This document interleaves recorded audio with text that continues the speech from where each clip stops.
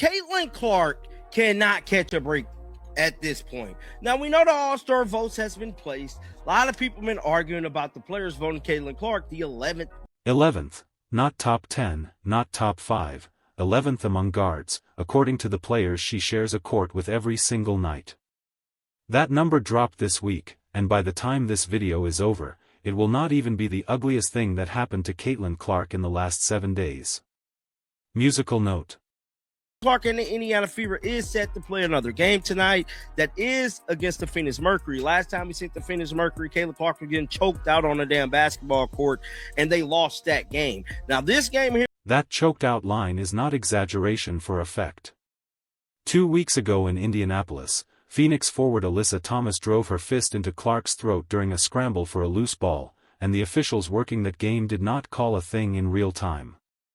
Musical note. Indiana's head coach called it egregious and disrespectful before the ink was even dry on the box score. And the league office apparently agreed because it reviewed the play the next day, upgraded it to a flagrant 2, and suspended Thomas for 1 game, the first suspension of her 13-year career. It got ugly fast after that. Thomas has said she received death threats and racial slurs in the days that followed, which is its own serious problem, no matter which side of this rivalry you are on. And nobody should be getting messages like that over a basketball play. Tonight, these two teams are right back on the same floor, this time in Phoenix, and Clark will not be on it. Did list the injury for tonight's game, and as you guys can see here, Caitlin Clark will be out for rest. Sophie Cunningham is questionable with back spasms, and we got Aliyah Boston is probable with a lower. Officially, it is rest. Clark has been managing a back issue that flared up earlier this season, the same one that had her getting worked on courtside back in the spring. A few of her teammates are questionable, too, including Aliyah Boston, who is still dealing with a lower leg problem that goes back to the off-season. None of that is really tonight's story, though. Tonight's story is about 2 very different women, one behind an ESPN desk, and one behind her own microphone, who looked at the exact same set of numbers this week and walked away with opposite conclusions. The training staff, bro. We have to at this point. There's nothing in my mind that has me more convinced that the Indiana Fever literally has the worst training. Whether or not you buy the training staff theory, Boston's situation has become its own subplot in Indianapolis. She picked up that lower leg injury playing in unrivaled over the winter, and months later, she is still working around it during the regular season. Fair or not, when a core piece of your roster cannot shake something for that long, people start asking questions about the people whose job it is to get her right.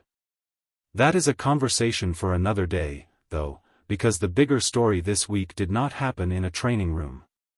It happened on national television, and it is the reason Clark's name was trending for reasons that had nothing to do with how she actually played.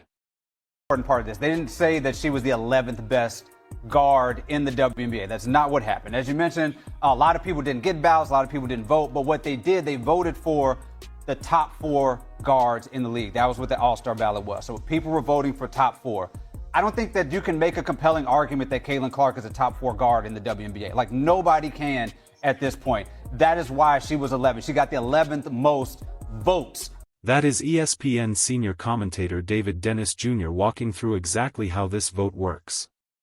Musical note. And, on the surface, he is not wrong about the mechanics. The All-Star selection is weighted, 50% fans, 25% media, and 25% players. Guards were not asked to rank Clark first through however many. They filled out a ballot with room for 4 names, and enough of them left her off it that she landed 11th in that specific column. Fans put her second, behind only Paige Bueckers. Media put her third. She is starting the All-Star game in Chicago on July 25 regardless. And Dennis is right that the ballot format itself created part of this number. Only about 85 of the league's roughly 180 players even turned in a vote, and at least one team, the Sparks, reportedly never distributed ballots to its players at all. Indiana's own Aliyah Boston and Kelsey Mitchell, both of whom made the starting lineup anyway, also finished surprisingly low in that same player column, which suggests whatever is producing these numbers is not limited to one player on one team. There is a structural mess buried inside this number that has nothing to do with who resents whom. That part of his argument holds up. It is what came right after it that lit the fuse. What bothers me is when this is framed as some sort of like petty jealousy or insecurity by these women in the WNBA, because that's not what I'm seeing was happening. Dennis's actual disagreement is not with the number. It is with the idea that the number reflects jealousy. And that is exactly the read a Hall of Famer had already put out into the world less than a day earlier. Candace Parker, a three-time champion who was just inducted into the Hall of Fame herself, went on record calling this voting pattern a symptom of insecurity among current players. So, on the same story, on competing platforms, a WNBA legend and an ESPN analyst looked at the identical 11 and walked away with opposite explanations. One says jealousy. One says this is just what happens to every hyped young player in every sport. Musical note: by the end of this video, only one of them is going to look like they actually did the homework. Had the freeze out in the Olympics, they would not pass him the ball. LeBron James, when he got in the league and he was the chosen one, they were physical with LeBron James. When we're talking about Wemby right now, we're talking about a guy, the best way to attack him is with physicality and to beat him up. Candace Parker was in the middle of a riot in the middle of a WNBA game in her rookie year because they were attacking her because she was coming in as a prospective GOAT in the league. This happens. Angel Reese, by the way, is somebody who came in with Caitlin Clark, who has experienced flagrant twos, who Alyssa Thomas also basically chokeslammed and threw on the ground. The comparisons Dennis reaches for are the ones you hear every time this argument comes up. Musical note: Michael Jordan getting frozen out by veterans at the 1984 Olympics. That story has been repeated so many times over 4 decades that it has basically become basketball folklore, and how literally it played out is genuinely debated by people who were actually in that gym. LeBron James getting hit as a teenager walking into the league as the chosen one. Candace Parker herself getting caught in an on-court brawl during her own rookie year, which really did happen and still gets replayed today, a detail worth sitting with, given that she is the same person calling out this year's voting. Angel Reese absorbed plenty of the same treatment.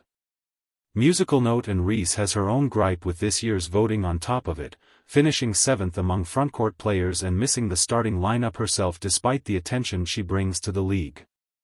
That detail alone should complicate any theory that this is simply the league closing ranks against one specific player, because it clearly is not just happening to Clark. Musical note: then Dennis reaches for Alyssa Thomas, folding what happened between her and Clark into the same larger story about growing pains and physicality. Musical note: that comparison lands strangely this week, of all weeks, because the version of that story everyone is actually talking about right now is not from a highlight reel of hard fouls. Musical note: it is from 2 weeks ago, and it ended with a flagrant 2, a suspension, and a level of ugliness in the replies that had nothing to do with basketball at all. Setting that next to Jordan not getting the ball in an Olympic scrimmage is a stretch, and it is worth sitting with why an ESPN analyst reached for a decades-old comparison instead of just calling the newest incident what the league's own disciplinary office already called it on the record: reckless. So you're okaying this behavior, basically. Basically, he's okaying this behavior. My God, he need to be fired, bro. That is the moment this video turns into the reaction people are actually going to remember. A flat accusation that Dennis is fine with what keeps happening to Clark, paired with a call for the network to reconsider who it puts on air. Strong words, and plenty of viewers met him with their own version of the same anger.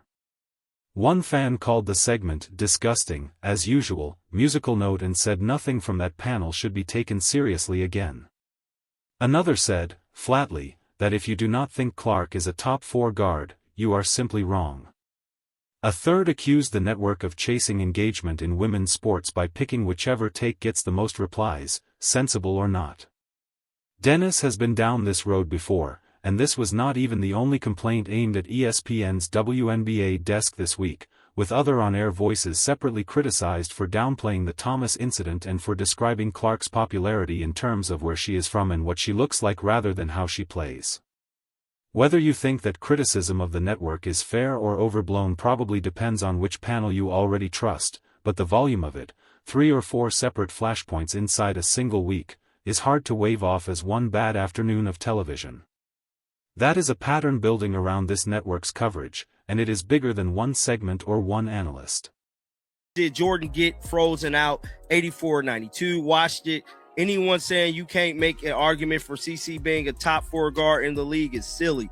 Exactly. So I want to Dude is retarded as. Even people defending Dennis online could not fully get behind every comparison he made. Plenty of viewers pointed out that reaching back to a 40-year-old Olympic story to explain a punch to the throat that happened 2 weeks ago feels like a stretch, even if you agree with his larger point that hyped rookies get targeted. And that skepticism matters because it is the same instinct that leads directly into the part of Dennis's own segment that barely anyone is talking about. Of disrespect this young lady received on a daily basis. We're talking daily basis. When it comes to the internet, when it comes to the perception of Caitlin Clark, there is nobody other than her fan base primarily that respects her on a level in which she. Comments like that are exactly why this story keeps generating so much heat before anyone even gets to the nuance. There is a real, documented gap between how hard Clark's own fans go to bat for her online and how little benefit of the doubt she seems to get from inside the sport itself. And that gap alone would be a decent video on its own. But it also means the loudest reaction to any given clip, in either direction, usually arrives before anybody has actually finished listening to it. When this play happened, she got up and ran back to the other side of the court because Caitlin Clark just wants to play basketball. She doesn't want congressional hearings about her being fouled. She doesn't want you to call in the National Guard when there is a foul on her. She wants to play basketball. She wants to deal with the physicality. She just wants to. Go back and listen to the rest of what Dennis actually said because the 11-second clip everyone is furious about only tells half the story. Right after that line, he says Clark is not out there demanding anything be done to her. She gets up, runs back on defense, and wants the physicality called correctly, nothing more. Then he says the part that got buried. Clark is not a victim of her opponents at all. If she is a victim of anything, he says, musical note it is of people using her in bad faith to go after the women actually guarding her. Read the whole thing, and Dennis is not defending anybody who has been physical with Clark. He is making almost the same argument Clark made herself just last week, when she said the non-stop replaying of the Thomas incident, and the culture war framing wrapped around it, was doing her own league a disservice and asked everyone, in her own words, musical note to be better. Two people agreeing on the actual conclusion, stop using me as a weapon, ended up on opposite sides of the internet's rage meter because one of them buried that agreement under a basketball media debate few even understood. I wholeheartedly believe that there needs to be some rules with the WNBA players because this is getting out of hand. Facts. Caitlin Clark voted 11th best guard by WNBA players. That's crazy. Kelsey Plum finished 12th in player rank, but she be percolating all over your defense. You be chasing her downhill. Which brings us to the person who actually got the first word in on all of this, hours before Dennis ever sat down at that ESPN desk. Candace Parker did not post a hot take from a random account. She said this on her own show, Post Moves, sitting next to Clark's own Indiana teammate, Aliyah Boston. And she did not just say the vote looked wrong. Musical note, she went and did the math first. Clark is averaging a career-high 21.2 points and 8.2 assists per game this season, 4th and 2nd in the entire league in those categories, while shooting a career-best 43% from the field. Those are not numbers that support an 11th place finish at her own position, and Parker knew it before she ever opened her mouth. She even applied the same standard fairly to the Sparks' Kelsey Plum, who finished 12th in that same vote, pointing out that Plum is currently out with an injury, which is a reasonable explanation players might extend to a teammate, the exact kind of grace nobody seems to be extending to a healthy, active Caitlin Clark. It is worth noting Plum is still averaging nearly 24 points per game, even while hurt, which tells you the 12th spot probably says as much about missed games and paperwork issues at the Sparks as it does about how her peers actually rate her. And Parker made that distinction instead of just lumping musical note every low ranking together.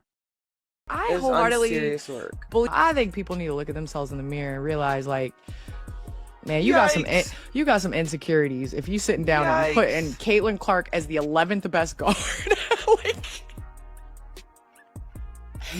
Like, y'all need to go to a therapist and figure out what childhood issues you have. Because if you're sitting there and looking at yourself in the mirror and putting her as 11th best guard, and you're putting you as 8th. Parker is not some outside voice yelling into a podcast microphone for clicks.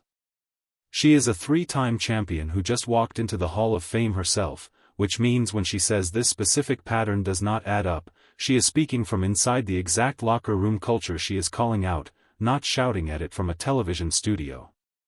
That is why, when she tells the players who filled out that ballot to look in the mirror and figure out their own issues, it does not land like an outsider dunking on the league for engagement.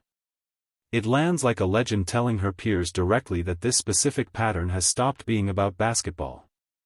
And that is the actual answer to the question this video opened with. Clark is not 11th because her fellow players quietly agree she is not good enough. She is 11th because a 4-slot ballot, spotty turnout, musical note at least one team that never even received its ballots, and a very real, very human resentment musical note toward the most famous rookie the league has ever produced all got mixed into one number that made for an easy headline. Parker is simply the one person with enough standing inside that locker room to say the quiet part out loud without sounding like she is piling on. The timing makes all of this matter more than a single week of noise usually would. Clark still is not at full health. The Fever are fighting to hold their position in a crowded Eastern Conference, and the All-Star Game in Chicago on July 25th is now going to carry a completely different storyline than a mid-season exhibition normally does. Head coaches still have to fill out the 12 reserve spots behind these 10 starters, which means this exact argument about how much the vote should be trusted musical note is about to play out again in a few weeks, just with a different committee doing the deciding. Whatever happens on that court, this week already answered the only question that actually mattered, and it was never really whether Caitlin Clark is a top 4 guard. It was whether the WNBA's own voting process can survive contact with its biggest star without looking broken in the process. Guys watching the game tonight, this one should be very interesting. Caitlin Clark is not playing. Hopefully Aliyah Boston plays, but I want to see if Stephanie White going to do this same rotation she did yesterday with 2 minutes here, 2 minutes there, maybe 3 minutes. It's just going to be interesting to see how she does this lineup. And until next time, man, shake the haters. Tonight in Phoenix, Clark sits again, which means Stephanie White has to solve her rotation without the one-player defenses are built around, the same puzzle she was working through last time out. A few minutes here and a few minutes there, hoping somebody else steps up before the schedule gets even tougher. Watch how Boston and Kelsey Mitchell musical note handle the extra workload because that tells you a lot about whether Indiana can hold its position without leaning on Clark every single night, especially with tougher opponents coming up right after this back-to-back. So, here is the actual question worth arguing about, and it is not the one ESPN spent its week debating. Is the WNBA's all-star voting process genuinely broken, or is Candace musical note Parker right that some of her fellow players simply cannot be honest about Caitlin Clark? Put your answer in the comments because I want to see where this fan base actually lands on it. If this breakdown helped you make sense of the noise this week, hit like, subscribe for the next one, and I will see you at tip-off.